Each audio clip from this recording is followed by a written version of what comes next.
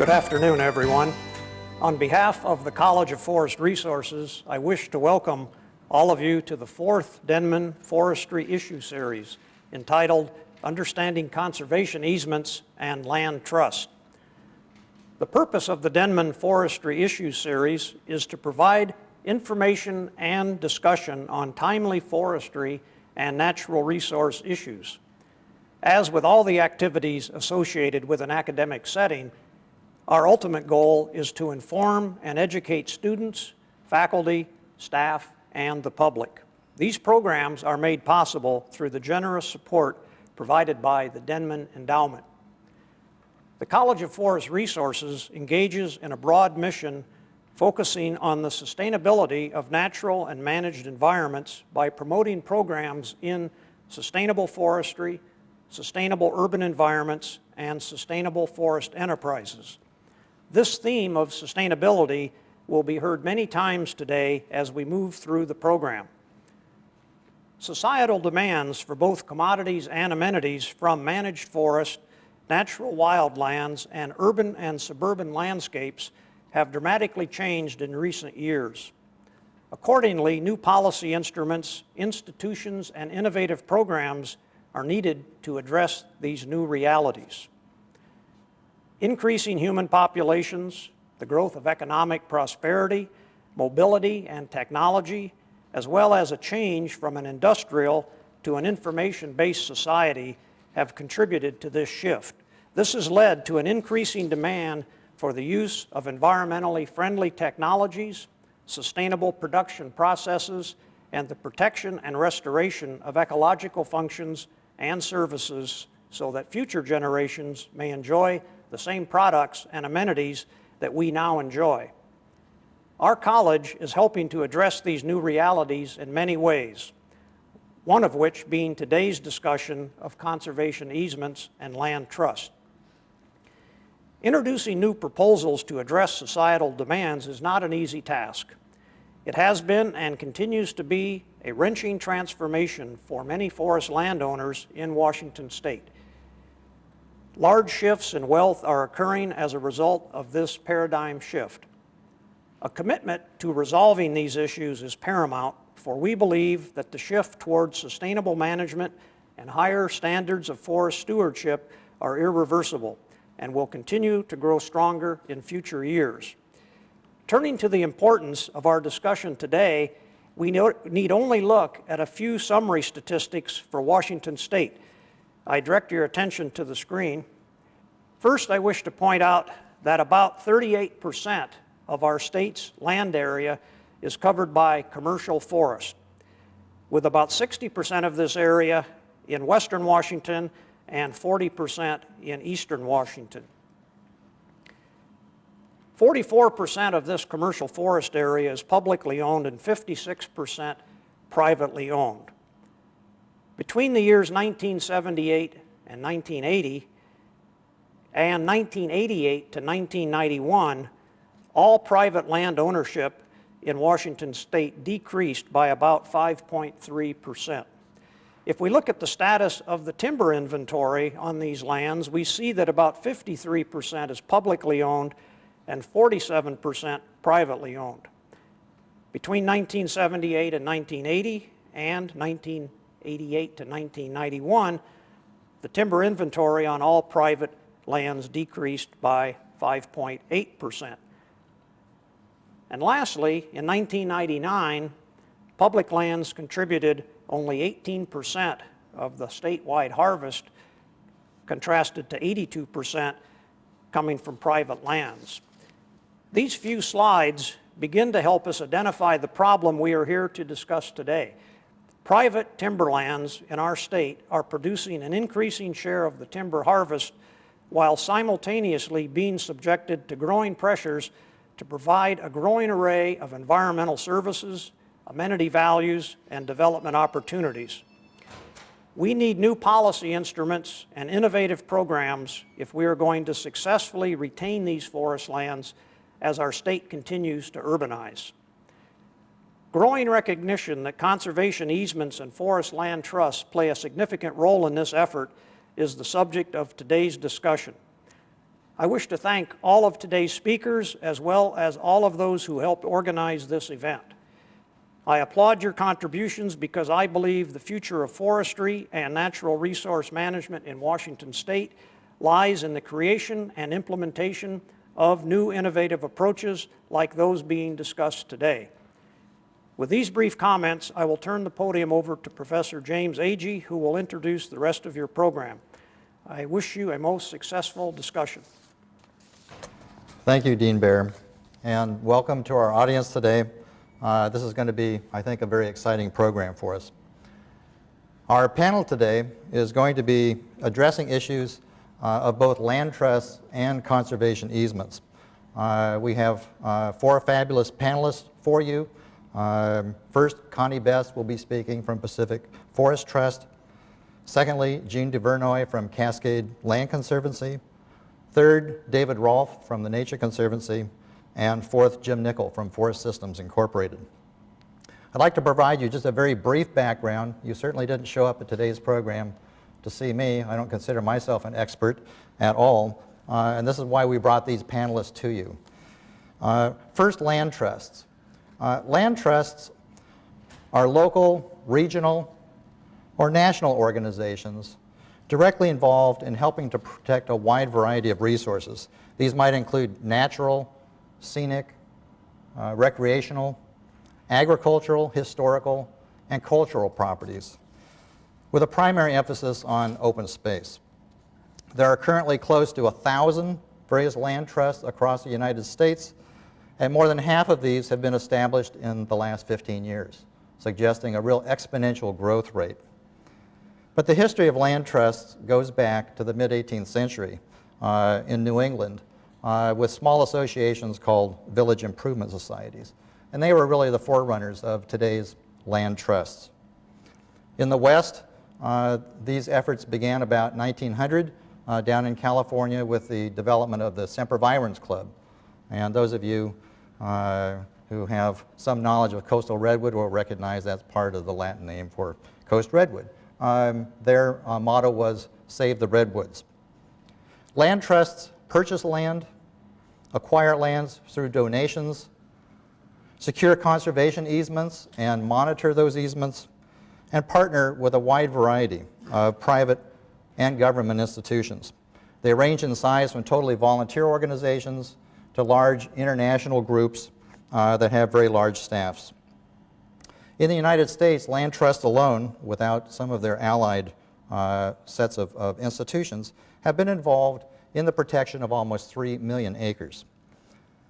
One of their advantages is that they can operate very rapidly to seize opportunities for conservation of natural resources. And as we will see later in today's program, there's been an exciting new development locally here that will be announced sometime during our program. Conservation easements are simply legal documents that place a number of permanent restrictions defined by the landowner on his or her land for conservation purposes. They can range from limitations on subsequent urban development to very wide stream buffers that exceed current regulatory standards. And a wide variety of advantages, tax and otherwise, may accrue to the landowner by adopting a conservation easement. Our discussion today will be structured in the following way.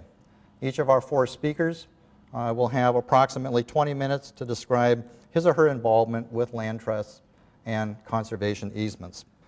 This portion of the program should answer many of the questions that probably all of us have. Following these presentations, we'll have a short break and then reconvene to have the panel address audience questions. And each of you in the audience can supply questions by writing them down on the cards that have been provided to you. After the break, the discussion will be moderated by Professor Jerry Franklin, and one to all of the panelists will have the opportunity to address these issues and questions. So, on to the panel. Our first presenter is Connie Best, co-founder and managing director of Pacific Forest Trust. Pacific Forest Trust is dedicated to the conservation of private, productive forest lands and holds conservation easements on 30,000 acres in the Pacific Northwest. Ms. Best has advised owners of more than 1 million acres of forest land in both California, I should say in all of California, Oregon, and Washington, on conservation and sustainable management strategies. She's a recognized leader in advancing strategies that harness the power of commerce to accomplish conservation objectives. She's also the principal author of 2 books, one being America's Private Forests, Status and Stewardship, and the other, Capital Markets and Sustainable Forestry, Opportunities for Investment. Previously, she founded and managed the company that created America's first all-natural soda, and in the process revolutionized the soft drink business. Connie? Thanks so much. It's great to be here today. As you just heard, I'm with an organization called the Pacific Forest Trust, and we have been a leading entity in promoting the use of conservation easements on working forest lands. We do have offices in Seattle, Portland, and Santa Rosa, California. And have forestry and woodland expertise on staff, as well as attorneys and others who help landowners resolve their conservation management issues. And in the course of this, we have directly conserved forest land worth about $110 million. Why do we care about privately owned forests? As the dean was saying, a significant portion of Washington forests are in private ownership, and they all provide immense public benefit. You know, we can fight, and will continue, no doubt, fight over the management of public forests, but we will rest assured that those forests are going to be there tomorrow. There's no such guarantee for private forests. Because forest ecosystems don't respect ownership boundaries, without the expanses of private forests, public forests will be diminished in their sustainability. When private forests are lost, the whole fabric of the landscape is fraying. So everyone should care about what happens with private forests. If you care about clean water, if you care about clean air, fish and wildlife, stable climates, outdoor recreation, or scenic beauty, the public benefits of private forests enrich all of us. Today we're going to be talking about conservation easements and how they work for working forests. During my few minutes, I'm going to touch briefly on some of the challenges facing private forests and the increasing threats to them, and sort of touch on how we can go about creating a counterforce of conservation, and then focus in on conservation easements themselves. What are they? How do they help forest landowners? And given the sort of introductory nature of our discussion today, where you can go for more information. In writing my recent book, America's Private Forests, Status and Stewardship, I had the opportunity to review all the current data and speak with dozens of experts on private forests. It became clear that private forests are increasingly threatened by a complex array of issues. The increasing value of competing uses, shifting markets both nationally and globally, major transitions in ownership, increasing regulation, and an overall loss of public confidence in forestry itself. For instance, data released by the USDA Natural Resource Conservation Service just last summer show a disturbing increase in the rate of forest loss to development. This data is showing that in the most recent 5-year period, 92 through 97, 1 million acres a year of forests were lost on that one-way street to development. That's 70% more than the entire previous decade. And within that, I think very disturbingly, there are major forest states that are recording these losses. North Carolina, Georgia, California, and even here in Washington, where 20,000 acres of forest a year have been disappearing. That equals close to 3 football fields an hour of forest land lost to the bulldozer. In addition, forest fragmentation and property parcelization is on the increase. The Forest Service data shows that between 1978 and 1994, 2 million acres of large tracts were broken up each and every year. That's an area equal to the size of Yellowstone National Park turned into ranchettes. Fragmentation is an insidious threat, not only to fish and wildlife habitat and water quality, but to the availability of forests for timber production. On top of all this, there are historic shifts in both the non-industrial and industrial forest ownership that are feeding the real estate market. Non-industrial landowners are aging. In fact, a majority of non-industrial landowners are well over 65 years of age, and they're struggling with succession issues in their property. On the industrial side, there's massive restructuring of forest products companies and their timberland holdings, as I'm sure we'll hear more about from Jim Nichols later. So to address these multiple threats, we need to build a counterforce of conservation. First, we need to harness the self-interest of landowners because they are the engines of conservation. They're the solution, not the problem. We need to build public awareness about the critical benefits that private forests provide us and help people reconnect with forests, with private managed forests. And thereby, we also need to build new coalitions of diverse forest stakeholders who are going to help maintain those forests on the landscape. We also need to marshal incentives for lasting conservation and to reward excellent forest management. These incentives include financial benefits, stewardship assistance and finance, and regulatory streamlining. And lastly, we need market development to generate new revenue for landowners from ecosystem services, such as forest carbon storage and water provision, as well as for diverse forest products.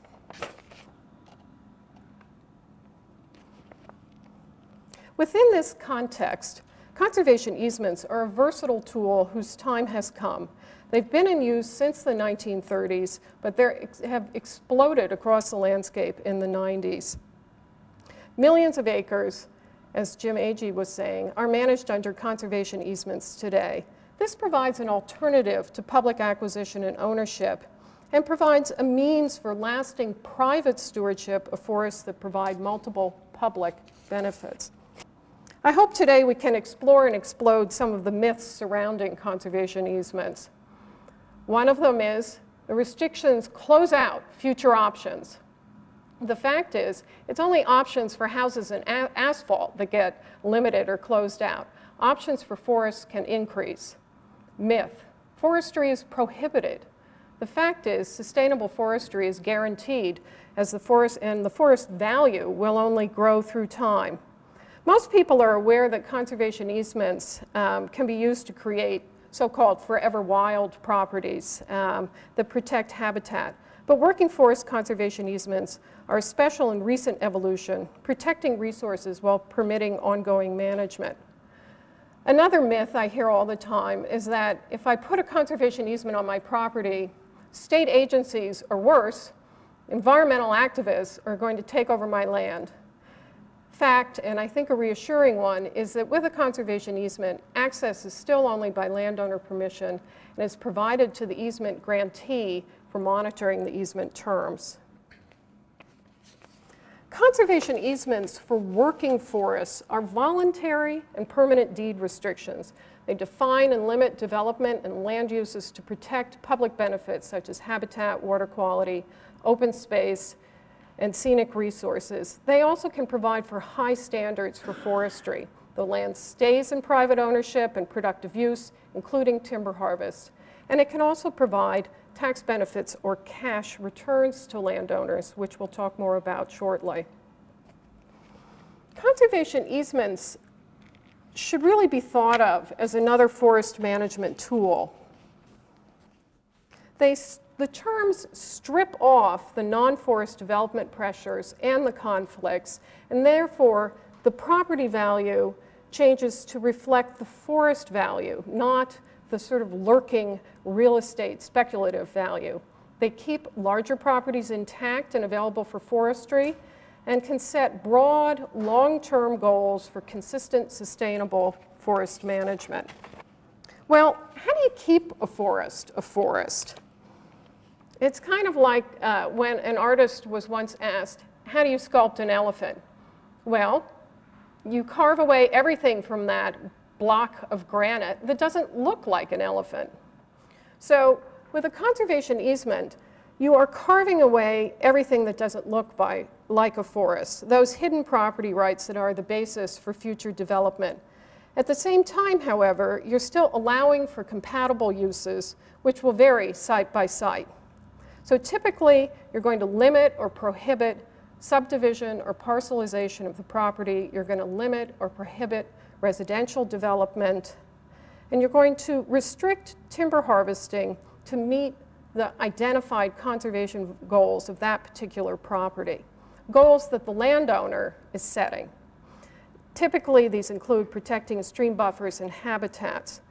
Forestry continues according to the long-term management goals of the landowner.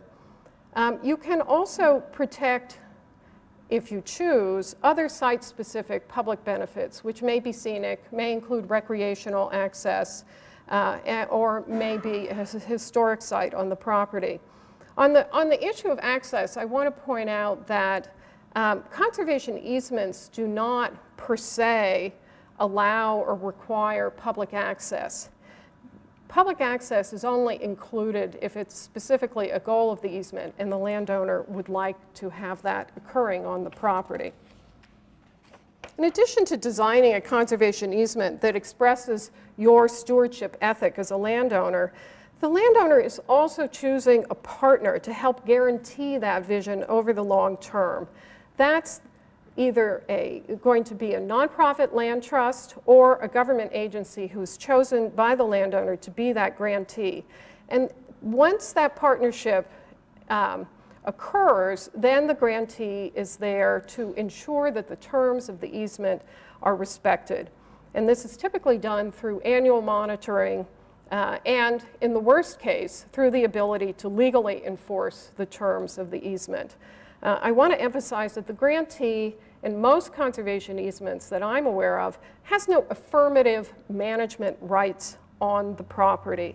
The landowner continues to hold all the rights and responsibility that goes with ownership and operation. So why create a conservation easement? I think it's probably true that there are as many reasons as there are landowners. It could be love of the land, a desire to leave a legacy for future generations, an expression of the right not to develop. Conservation easements provide insurance against liquidation of forest assets that have been carefully built up through time. Conservation easements are also a means to gain financially from excellent stewardship. They can improve community relations, and they can also, in some instances, provide regulatory relief. So, as I mentioned before, conservation easements can provide compensation for conservation.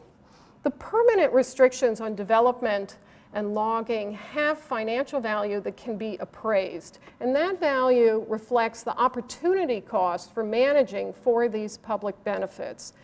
And it is based on looking at the development rights that you're giving up, timber that under law you might otherwise be taking, minerals that you may not be extracting. All of these can be appraised and a valuation found. Based on that valuation, if the easement is gifted, then there can be sometimes often very significant income and estate tax deductions, or there are instances where there are public funds available that you may actually be able to sell the conservation easement for cash. Increasingly, landowners are doing something called a bargain sale, where you sell the conservation easement at less than fair market value and gift the difference. By doing a bargain sale, you have the opportunity to get a charitable benefit that you're then also applying against the capital gain of the sale of that conservation easement. So that can be a way almost as good as selling for cash outright. Intergenerational succession presents many challenges to sustainable forestry. Sometimes there are no heirs, sometimes there are too many heirs, sometimes the heirs are folks who can't agree on what to order for lunch, much less how to manage a forest over the long term. In addition, there are estate taxes. Conservation easements have been used by many families to both organize their ongoing management of the land and organize agreements among the various heirs about how the land is going to be managed, and they help with the burden of estate taxes, which we're still facing even during this period when the estate tax is being phased out. That unfunded tax liability can lead to overharvest or the breakup of the land. Whereas with a conservation easement, you are reducing the property valuation that is used as the basis for the taxable estate. Combined with other tools, family limited partnerships or what have you, the conservation easement can frequently zero out the tax burden. It's also interesting to note that to get the estate tax benefit, the conservation easement can be gifted either during the donor's lifetime or even by the estate after the landowner has passed away. So there's an opportunity, if the family has not come to an agreement about an easement before the older generation passes away, to still effectuate estate tax savings during the estate settlement. Of course, to be eligible for tax benefits, the IRS always has rules. So, very simply put, the basic ones for a conservation easement are it needs to meet what's called the conservation benefit test. And as it relates to forest land, what we're talking about is the purpose of the easement needs to protect habitats or relatively natural ecosystems, and it needs to preserve open space pursuant to some specific governmental policy, and it can also be for benefits of scenic enjoyment. So in addition to meeting the conservation benefit test, the easement needs to be donated to a qualified nonprofit land trust or to a government agency, and it needs to be in perpetuity, which is a very long time. There are recent increases in public funding for the sale of conservation easements. So more and more people and companies have availed themselves of the opportunity to sell an easement outright. The Forest Legacy Program is one that operates here in Washington State. It's a federal state cooperative program, and at the moment it's really focused on properties in the Puget Sound area.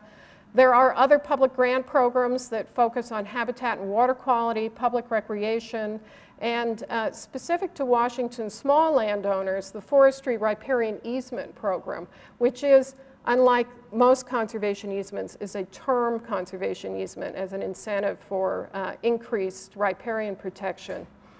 There's also occasionally available private funding of a charitable nature from individuals and foundations. Financial benefits are not the only advantages of granting a conservation easement. They're also a very valuable tool to reduce conflicts with neighbors, environmental activists, and regulators. Conservation easements ensure the protection of the non-commodity values of a property at very site-specific standards that are above those required by regulation.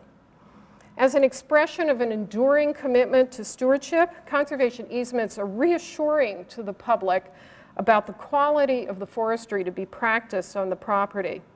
They can also be utilized to fulfill requirements of the Endangered Species Act, protecting habitat for listed species while maintaining productive forest uses. In addition, conservation easements can complement third-party sustainable forest certification, making the high standards of that certification permanent, regardless of who owns the land. With the growing public investment in the conservation of private forests through tax benefits or through public appropriations, it's important to note the public's return on this investment, which I think is quite impressive. Prime forest land stays that way, protecting that overall critical mass of the forest landscape. Sustainable resource-based use continues, anchoring a regional forest economy.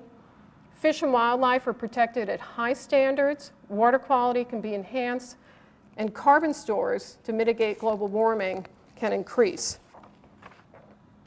In closing, I'd like forest owners in particular to remember that conservation easements are a custom-tailored expression of their long-term stewardship goals.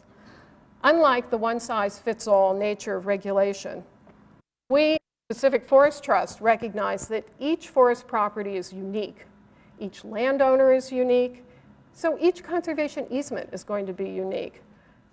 That's why we work in partnership closely with each landowner to develop an easement that works for them and works for their land. So after this brief introduction, I'd just like to point out some sources of further information. Our Seattle office, staffed by David Warren, our Washington Conservation Director, can be reached at 206-292-4747. You can also contact us through our website, www.pacificforest.org. We have many publications available, and the website itself is full of good information about conservation easements. The Land Trust Alliance, which is the national affiliation of all the land trusts, also has a Seattle office, excellent publications, and a very good website, www.lta.org. I highly recommend America's Private Forests, Status and Stewardship. I think it talks about much more than conservation easements, but puts them in the context of an overall strategy for protecting private forests. And of course, you should talk to your attorney, talk to your accountant and forester and other trusted advisors, and talk to other landowners to learn what their experience has been with conservation easements. Thanks very much.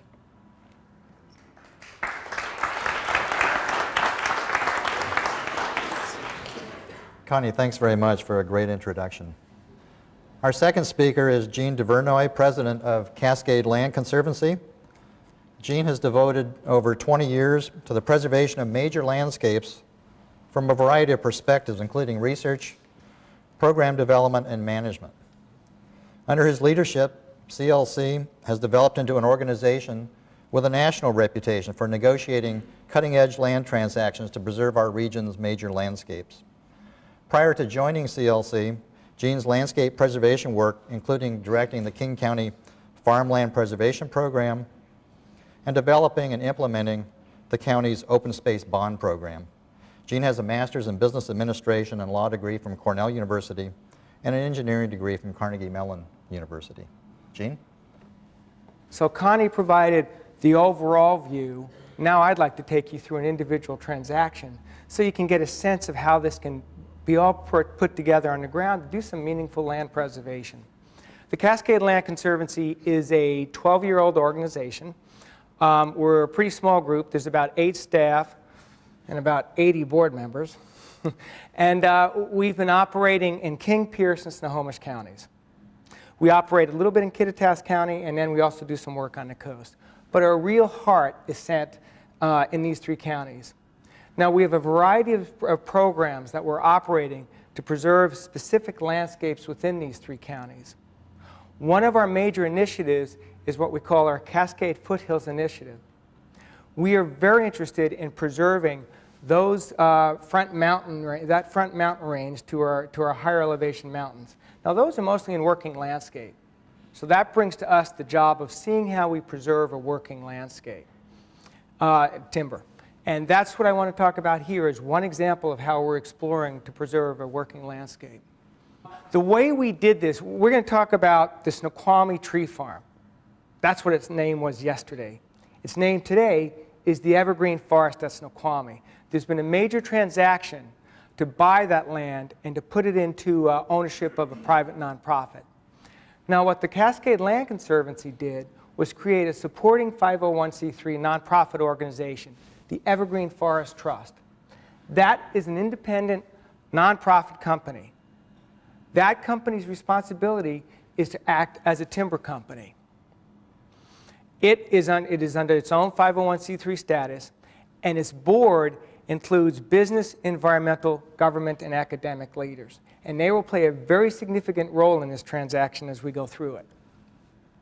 The board members of this trust include Jerry Johnson, he's the managing partner of Preston Gates & Ellis, Charlie Bingham, a lot of you folks must know Charlie. He is the retired head of timber operations for Weyerhaeuser. Myself, Carol James is a board member of Cascade Land Conservancy. Rob McKenna and Larry Phillips are King County Council members. very interesting. They've been involved in land conservation and working forest landscape preservation for ages. One is a rather conservative Republican, and the other is a city urban Democrat. So this really expands, and it spans both sides of the aisle. William Pope, well-known a philanthropist, and David Thorud, your own David Thorud, retired dean of the school here. Now, the goal of this new organization we've established is, as I said before, to acquire, manage, and protect forest land in perpetuity in Washington State. The way it will do that is it will negotiate with private landowners to acquire property. Then they will design land management plans and conservation easements that exceed environmental regulations. Now, they have to conduct, as we acquire property, they have to complete a forest management plan. Unlike a typical private forest operation, though, they have to do a multi-purpose forest management plan. Under these provisions, they have to look at habitat, salmon issues, and other conservation issues, and not just the economics of tree growth. So they have a much broader purpose within their management plans. The really exciting part of this whole transaction is how we're going to finance it. We have been looking at and experimenting and now refined a technique where when we go, and we'll explain this more later, when we go to conduct the transaction, we will expect to pay for it by actually going to the public marketplace to go and finance the transaction through tax-exempt bonds. That money will provide the upfront funds necessary to buy a property, and then, of course, we're obliged to pay those bonds back over 20, 30, 40 years, and we will do that through the revenue stream from the forest production. Under this transaction, there will be numerous public benefits provided to the public emanating from the forest, and Connie talked about all of these, in fact. We'll preserve the forest and its environmental benefits in perpetuity, we'll maintain its beauty, protect endangered species, create preserve areas, conserve water resources, and enhance air quality. Now, when we get into the specific transaction, I think that becomes more apparent. There are also economic benefits. This is not just a conservation issue. We will help to retain jobs in forest-dependent areas. We will help to maintain that tax base provided by forests. And, of course, we will help landowners receive the fair market value for their property. Now, as I said, that's the Evergreen Forest Trust, and that's a supporting 501c3 organization of ours. Again, we're the Cascade Land Conservancy. We've been around since 1989. We are a broad-based conservancy operating from the shore up to the mountains, and we conduct these kind of transactions typically, but here we're going to focus on the forest lands.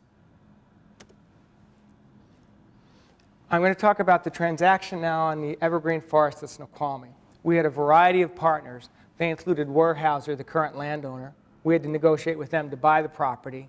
Ourselves, we will be, in fact, the organization that retains the conservation easement on the property. U.S. Forest Capital, they were our financial advisor throughout this as we assembled this rather complex transaction. And the Campbell Group. They're a very significant land management, forest land management group. They will provide us the on-the-ground management of this of this forest. They have about 500,000 acres currently in management in Washington. Evergreen Forest at Snoqualmie. It's a 100,000-acre forest, a critical ownership within King County. It is currently owned by Weyerhaeuser. The negotiated sales price is $185 million. That is roughly 20 times the current book value of my organization. So you can see, without this new financing mechanism, this would be a bit of a reach. This gives you a nice sense of scale of what we're talking about with the Evergreen Forest. You see the city of Seattle off to the left, and then the Evergreen Forest right here. The forest at 100,000 acres is roughly twice the size of the city of Seattle's environs. And lest anyone think it is not threatened, look at its proximity to the city of Seattle. Now, Connie spent a lot of time talking about the sprawl and urbanization risks that our forest lands hold today. This is a poster child for that kind of problem. If this land was left to zoning or regulation, it probably would be safe for some number of years. But at some point, we could anticipate sprawl entering into that forest, and it doesn't take a lot to really significantly reduce the ability to conduct forestry activities on a property and also to interrupt the good environmental values of a property. So this was a critical acquisition, and it was a very vulnerable acquisition. The Snoqualmie Forest has long been considered the holy grail of land conservation in King County. It has incredibly important wildlife habitat. It has a number of major salmon-bearing streams in it, and it serves a very vital function for air and water quality. You can see it's been logged pretty heavily in locations. There's various ages of stock on it. That's the North Fork of the Snoqualmie River Valley. That's Hancock Lake. Now, I guess, as I said, this transaction is quite interesting. Evergreen Forest Trust, our supporting 501(c), negotiated this transaction with Weyerhaeuser. They will close on the property. They will sell a bond and use that funding to buy this land. We, the Cascade Land Conservancy, will retain a conservation easement to the site. As Connie mentioned, that conservation easement will run in perpetuity with the property. That conservation easement will have three overarching benefits that we'll talk about in a moment. First, it strips away all development potential from the site. Now, we've already seen how susceptible that property is to sprawl. Well, the conservation easement will permanently protect it from that risk. Secondly, and we'll see this later on in a map, we set up about 20,000 acres of ecological preserves. So from day one, this land will be stewarded differently. It'll have 20,000 acres, roughly 20% of it will be set aside for ecological preserves. The other exciting part of this transaction, I think is terribly interesting, is that that's the base. We call that ecological preserve our base. The Cascade Land Conservancy will partner with the Evergreen Forest Trust. And as we pay off these bonds, as we effectively pay down this mortgage and develop a stronger cash flow here, we will take those net profits and put them back into conservation of the site, effectively buy ourselves larger preserves. So over time, 10, 20, 30 years from now, you will see this property conserved at an even higher level. The wildlife habitat will be superior. Its use as a salmon sanctuary will be improved, and it will function better as a source of clean air and clean water. Now, let me just run through the mechanics of this transaction, and you'll see it's complicated. But if we're going to, if the Pacific Forest Land Trust, if the Nature Conservancy, if the Little Old Cascade Land Conservancy really mean to protect meaningful forest landscape in the 100,000 acre, several 100,000 acre range, we have to get ourselves sophisticated and able to work in this kind of situation. And that's what we're all doing. So let me run through this. Again, we're looking at selling tax-exempt bonds. The way we first get ourselves in a position to sell tax-exempt bonds is we establish a forestry nonprofit corporation. In my case, that's the Evergreen Forest Trust. And it has to have an exchange of documentation with the IRS, where the IRS provides it 501(c)(3) status. That is, it's a nonprofit corporation, and the EFTs receive that. Then comes the fun part. The Forest Nonprofit Trust has to negotiate with a landowner to buy the necessary property. We negotiated with Weyerhaeuser for about 2 years to come to this final decision, which we signed last night for this purchase. You, of course, also have to work with your bond underwriters and your bond counsel to get your financing mechanism market ready. Then you have to negotiate also with an environmental nonprofit. Again, that was us, the Cascade Land Conservancy, to have that conservation easement in place and fully negotiated. So ultimately, of course, the first line commitment is the forestry nonprofit, the corporation, to be in a position to buy the property from the landowner. That's the next step.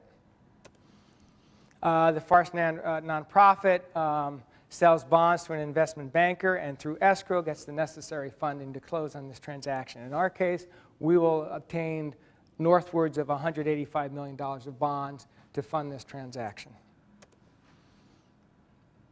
At closing, Weyerhaeuser would receive that funding. the forestry nonprofit gets full fee, gets both the property and the timber rights. Simultaneously with that acquisition, a conservation easement is provided to us, the Cascade Land Conservancy, that permanently protects, as Connie mentioned earlier, that permanently protects the nature and quality of that forest land. Once the transaction is completed, you have ongoing operations. The Cascade Land Conservancy, such as the Pacific Forest Trust or any other nonprofit, will be responsible for seeing that conservation easement and the requirements of that conservation easement are fully respected by Evergreen Forest Trust. Now, Evergreen Forest Trust has to take some timber revenues off that property.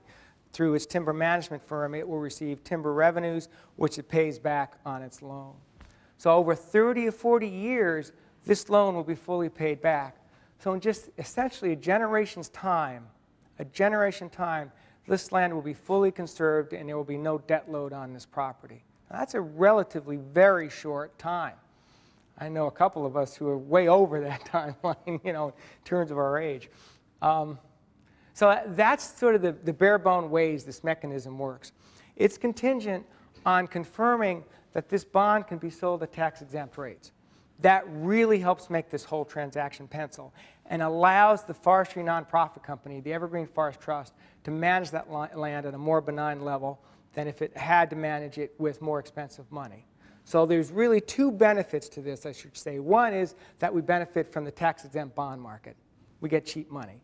The second is that the Evergreen Forest Trust is a nonprofit.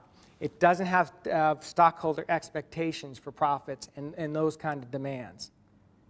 Any profits from these operations, after you pay off the bond, ultimately can go right back into conservation of the site, improving your buffers, improving your ecological preserves. So those are really two very significant advances.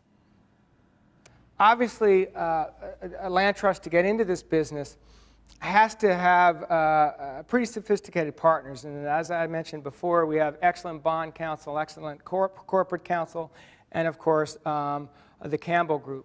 We spent a lot of time modeling the expected harvest regime on this property, seeing what our age and type class was and how we could, what our revenue streams are likely to be.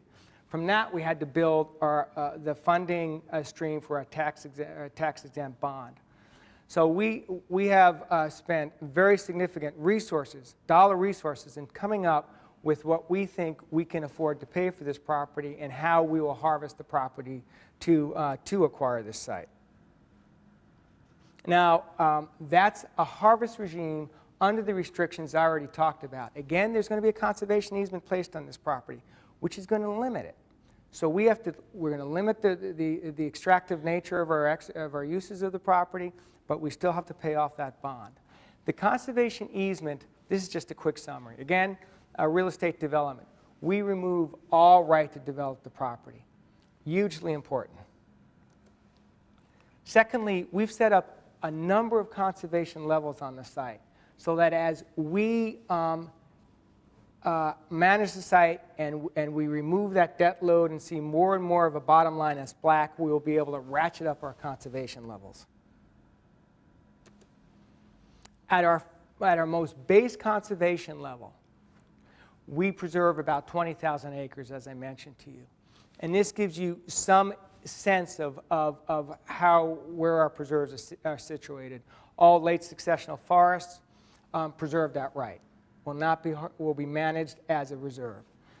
Major rivers, somewhere between 1,000 to 2,000 feet on each side of a major river, managed as an ecological preserve. And you can see the rest of that. Salmon-bearing streams, we're down to about 300 feet on each side. And then we have significant buffers around our major waterways. Continuing to have different levels of buffers on different levels of streams. Overall, you'll see a chart in a minute. We typically do much better than existing regulation under this scenario. Now, that's our base conservation level. You see here that we have two other levels. Our interim conservation level, as it becomes financially feasible, we're going to ratchet up to an interim level of providing extra buffers and ecological reserves.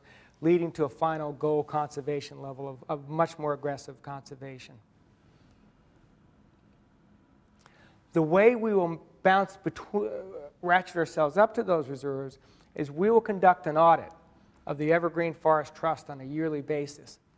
And if we can demonstrate that they have made a profit after they pay off their bonds and provide all the necessary bond reserves, then that money can be used to support a higher level of conservation. So we will be looking at a yearly basis to ratchet up our conservation on the site. Frankly, I don't expect that to really happen for the first 10 years or so. It's going to take a number of years before we start to see any real profit that will allow us to ratchet up to higher levels of conservation. But already we've got 20,000 acres preserved and all the development rights removed. I said, as I mentioned before, they will be required to develop a multi-use forest management plan to manage the site. We will have the ability, they being the Evergreen Forest Trust, we being the Cascade Land Conservancy, will have the ability to review and approve that forest management plan. There is severe restrictions on development of new roads. In fact, require that should they have to build new roads within this 100,000 acre site for timber extraction, that if they need to go into the reserve system, they have to remove and restore an equivalent amount of roads within our reserve system. So it's a no net gain of roads. Bond retirement, again, as I mentioned before, ultimately in 20, 30, 40 years, we're going to be able to retire this bond. It'll be left to that next generation to decide whether to work towards full preservation of the site with only minimum timber activity to help steward it, or to continue to manage it at some level and use the revenues off the site to buy other conservation properties. What is required under the conservation easement, and of course their status as a nonprofit, that any revenues, any such net revenues have to be used for conservation. So in 40 years we can implode them all into the site and almost make it a park, or we can use that funding stream to buy other properties around the region. Quick picture of the property. It's in light yellow, 100,000 acres. The hot red properties are that 10,000 are the ecological reserves of roughly about 10,000 acres. What you do not see are another 10,000 acres of preserved lands that are too small to show on this map of enhanced buffers. This chart, which I don't have time to go into detail, but basically if you studied it, you see at our base level right now, we are superior to all the sort of standards in the field, from the Forest Practice Rules of 2001, the Plum Creek HCP, the DNR HCP, Northwest Forest Plan, and actually come close to the WEC 2000 expectations for stream setbacks. So this mechanism has allowed us to be very aggressive in how we protect our streams. That's what I wanted to describe. It's a new transaction. It is as interesting as a way to prove we have a whole new way to raise money for land conservation as it is for this individual transaction. You can reach us at www.cascadeland.org.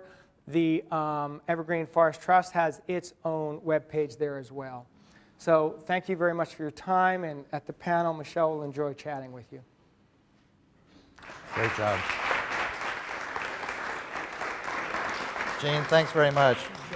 As you can see, there are a wide variety of the kind of exciting and innovative things going on with land trusts and conservation easements.